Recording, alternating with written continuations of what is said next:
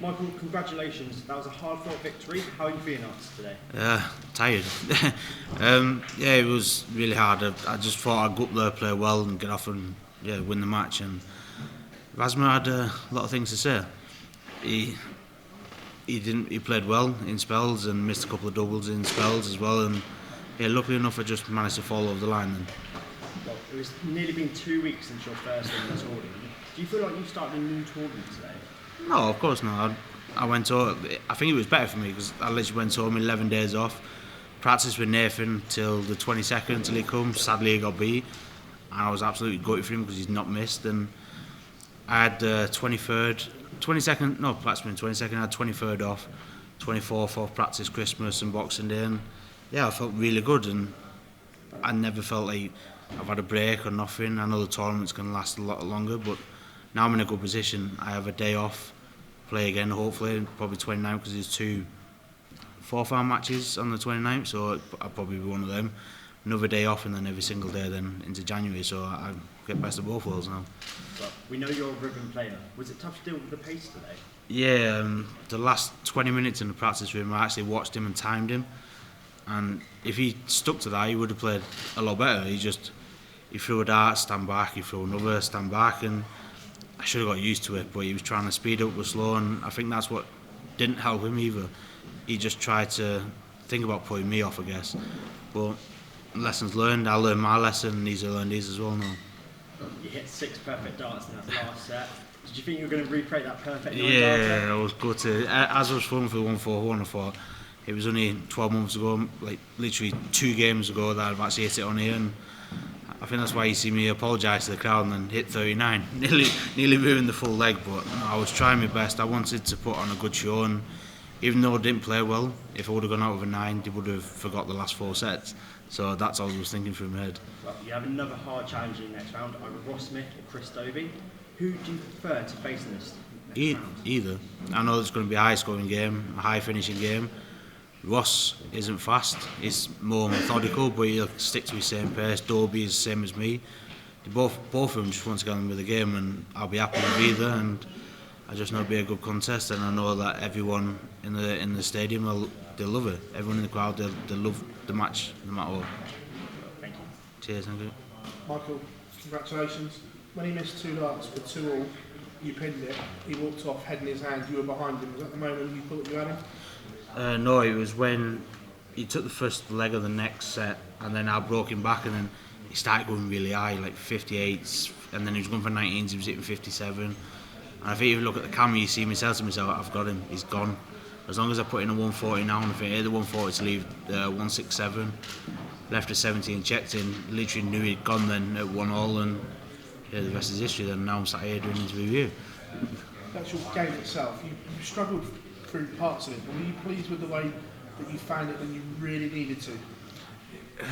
I found it the last set, but my doubles have always been there, and I've been saying it for the last couple of months, my doubles have been better than ever. And the only disappointing thing today was every time I left like 32 or 8s, I've not been missing them for ages and I couldn't find them. So I literally reverted back to tops and 10s. And lucky enough, the 10s was on the board today because I don't think I missed it once. I never had to go to double 5 once, and there was a few last darts at double 10 to win sets, and luckily enough they went in every single time. So like the 8s and 16s, has that been a conscious decision for you to change and use that part of the board more? Yeah, I've always been stubborn at what I like, so just throwing at 8s and 16s was trying to separate my practice going from them to this. And I think you've seen it at the Grand Prix where I was going off with double 8 all the time and made the semis for the first time ever. It was just, instead of being stubborn, I was trying to let my game do everything else, like trying to find a different part of my game, and it's been working. And apart from tonight, it didn't work. And luckily enough, double 10 was my friend again, and like I said before, I just found it every single time. No, you're welcome, buddy. Cheers, thank you. Michael, how much hard work has gone in over the last couple of weeks? We had 11 days off, probably 40 hours maybe. I was doing 3.5, 4 hours with Nathan, and then I was get home, see to the kids, and then I was going back out at 8 o'clock doing another 2 hours. And I even texted Nathan showing him, he was like, you practice too much, but it's just what I like to do, so it's been a lot. You talked about Rasmus' pace there. Were you looking at your watch? Yeah, a couple of times. It wasn't. I wasn't looking at my watch to get off stage. It was just because I knew that I timed him, and I was like, "You've gone over what I've timed. You've gone faster than what I've timed. Now you've gone over it again." And it's one of them. This is why I always said to you, I like to play Michael. I like to play Gez, Gary, and everyone like that. It's just get on with the game, and that was Razma's biggest downfall. And he thought about too much of my pace, I think, and it didn't serve him well in the end. Is that what players maybe think they have to do to beat you? They can't beat you playing at your pace? No, because if he would have just stuck to his normal pace, he probably would have hit the 48, he would have hit something else, and he would have been good. Michael won't do it, like Van Geuren, Gezi won't do it. They know if you're good enough, you win. And it's the same as the way I do it. I know if I'm good enough, I win. And if I don't win, I just know I wasn't good enough that day. It's about going home and practicing a little bit harder and coming back for the next one. And hopefully Razma sees that and just puts a little bit of work in and just stick to his natural pace. That's all. That Chris Dobie, Ross Smith game could be a cracker. Who do you expect to come through it? I'm not going to say who, because I'll either annoy one person and make the other one happy, or whoever wins, all the best for the next round. That's all I'm going to say. You're welcome. Michael, you said backstage that you were timing Madars Razma. Is that something that you normally do before a match to get a sense of how they might play?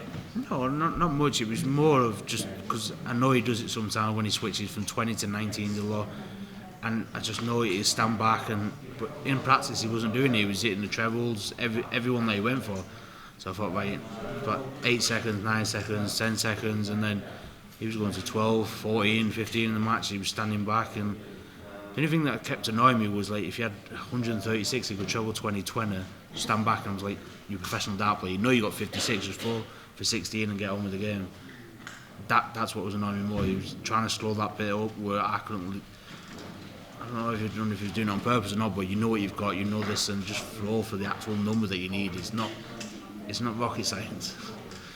You said that it annoyed you a bit. Do you think more players may try that again in the future against you?